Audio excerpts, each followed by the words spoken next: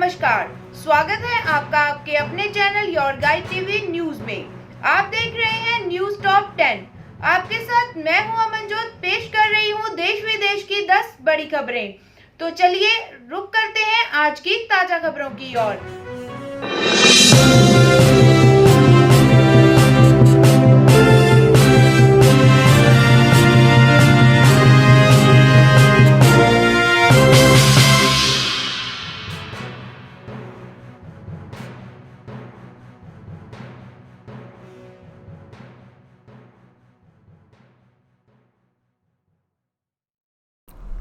चीन पर शिकंजा, सीमा पर अपना युद्धक विमान MiG-29 तैनात करेगी नौसेना। चीन से तनाव के मद्देनजर पूर्वी लद्दाख में भारतीय सेना के P-81 निगरानी विमान लगातार मंडरा रहे हैं। अब समुद्री युद्धक विमान MiG-29 के को भी अभियानों पर लगाने की तैयारी चल रही है। नौसेना के इस युद्धक विमानों को वायुसेना के अलग अलग बेस पर तैनाती की गई। प्रधानमंत्री नरेंद्र मोदी के निर्देश और chief of defence staff general Bipin Rawat की सोच के अनुकूल है। सरकारी सूत्रों ने कहा, MiG-29 के फाइटर एयरक्राफ्ट को नॉर्दर्न सेक्टर में एयरफोर्स बेस पर तैनात किए जाने की योजना बनाई जा रही है। उनका इस्तेमाल पूर्वी लद्दाख में वास्तविक नियंत्रण रेखा पर अभियानगत उड़ानों के लिए किया जा सकता है।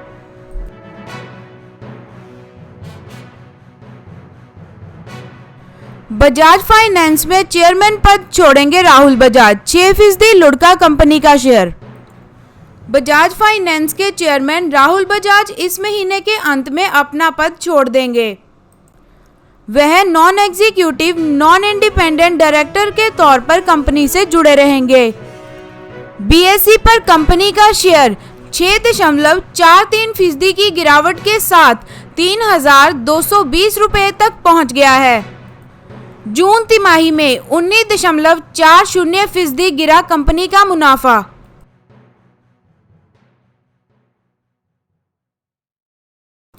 ऑस्ट्रेलिया दौरे पर 2 सप्ताह आइसोलेशन में रहेगी टीम इंडिया। क्रिकेट ऑस्ट्रेलिया के मुख्य अधिकारी निक कॉकले ने कहा कि भारतीय टीम को यहां पहुंचने के बाद एडिलेड में 2 सप्ताह तक आइसोलेशन में रहना होगा। हॉकले का बयान BCCI अध्यक्ष सौरव गांगुली के बयान से बिल्कुल विपरीत है। गांगुली ने पहले ही स्पष्ट कर दिया था कि वह ऑस्ट्रेलिया दौरे पर टीम के 2 सप्ताह के आइसोलेशन अवधि के पक्ष में नहीं है। ऑस्ट्रेलिया में इस साल के T20 वर्ल्ड कप के आधिकारिक रूप से स्थगित होने के बाद हॉकले ने कहा, सभी खिलाड़ियों और सहयोगी स्टाफ को आइसोलेशन नियमों के तहत अभ्यास के लिए सर्वोत्तम सुविधाएं प्रदान की जाएंगी।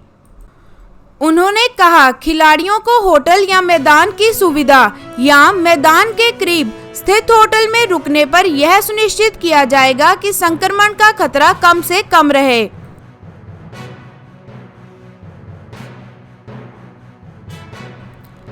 केरल में ना रुके बच्चों की शिक्षा, वायनाड में राहुल गांधी ने गिफ्ट की 350 स्मार्ट टीवी। कांग्रेस नेता राहुल गांधी ने वायनाड में बच्चों को 350 स्मार्ट टीवी गिफ्ट की। फर्स्ट बेल मुहिम के अंतर्गत बड़ी संख्या में टेलीविजन सेट्स वितरित किए गए। कोरोना वायरस की वजह से बच्चों की शिक्षा भी बुरी तरह से प्रभावित हुई है।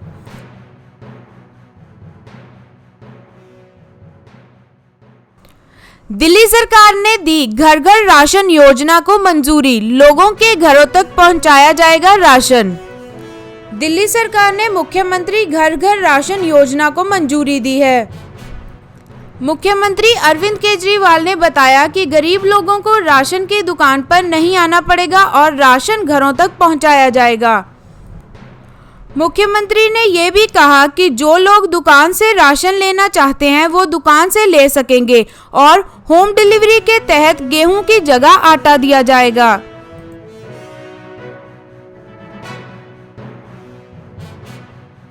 सीरो सर्वे परिणाम के मुताबिक दिल्ली में 23% से ज्यादा निवासियों में कोरोना वायरस एंटीबॉडीज है। National centre for disease control द्वारा की गई सीरो प्रेवलेंस अध्ययन के परिणामों में सामने आया है कि दिल्ली के औसतन 23.48% लोगों में कोरोना वायरस IgG एंटीबॉडीज है।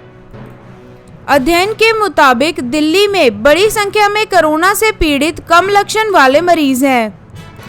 अध्ययन ने यह भी बताया कि जनसंख्या का एक महत्वपूर्ण हिस्सा अब भी कोरोना वायरस की चपेट में है।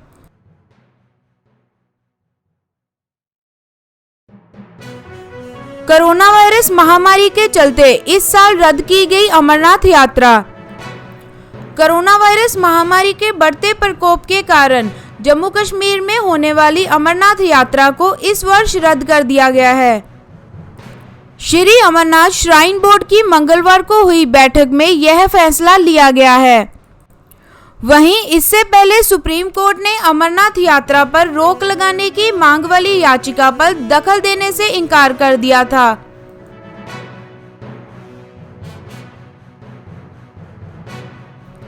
पबजी में हारने पर किशोर ने की आत्महत्या, एक गेम हारने की वजह से था निराश। नागपुर महाराष्ट्र पुलिस ने बताया है कि ऑनलाइन मोबाइल गेम पबजी में हारने के बाद एक 13 वर्षीय लड़के ने कथित तौर पर आत्महत्या कर ली है। पुलिस ने बताया कि 7वीं में पढ़ने वाला छात्र अधिकतर समय पबजी खेलता था और एक गेम हारने की वजह से वह निराश था। वहीं उसके पिता नागपुर पुलिस में कांस्टेबल हैं।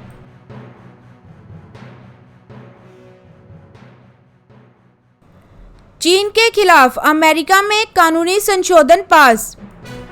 चीन की आक्रामकता के खिलाफ अमेरिका ने कानूनी संशोधन पास किया है। इस संशोधन में अमेरिका ने कहा कि चीन भारतीय क्षेत्र को कब्जाना चाहता था। आपको बता दें कि पिछले महीने लद्दाख की गलवान घाटी में भारतीय और चीन सेना की झड़प हुई थी। चीन की इसी आक्रामकता को देखते हुए अमेरिका ने यह संशोधन पास किया है।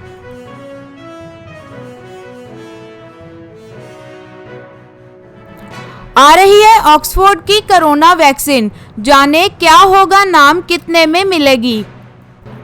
ऑक्सफोर्ड यूनिवर्सिटी और दवा निर्माता कंपनी एस्ट्राजेनेका के संयुक्त प्रयास से विकसित की जा रही कोविड-19 वैक्सीन को कोविशील्ड नाम दिया गया है। अगर इसका इंसानों पर आखिरी परीक्षण भी सफल रहा तो इसे जल्द से जल्द बाजार में उतारने का प्रयास होगा ताकि दुनिया भर में इसकी डोज पहुंचाई जा सके। सीरम इंस्टीट्यूट ऑफ इंडिया के CEO अदार पूनावाला ने कहा उनकी कंपनी में ऑक्सफोर्ड की कोरोना वैक्सीन को बड़े पैमाने पर तैयार करने की तैयारी है। उन्होंने यह भी कहा कि इस साल दिसंबर तक कोविशील्ड की 30 से 40 करोड़ डोज तैयार कर ली जाएंगी। पूनावाला ने कहा कि शुरुआत में कोई भी मुनाफा नहीं कमाया जाएगा।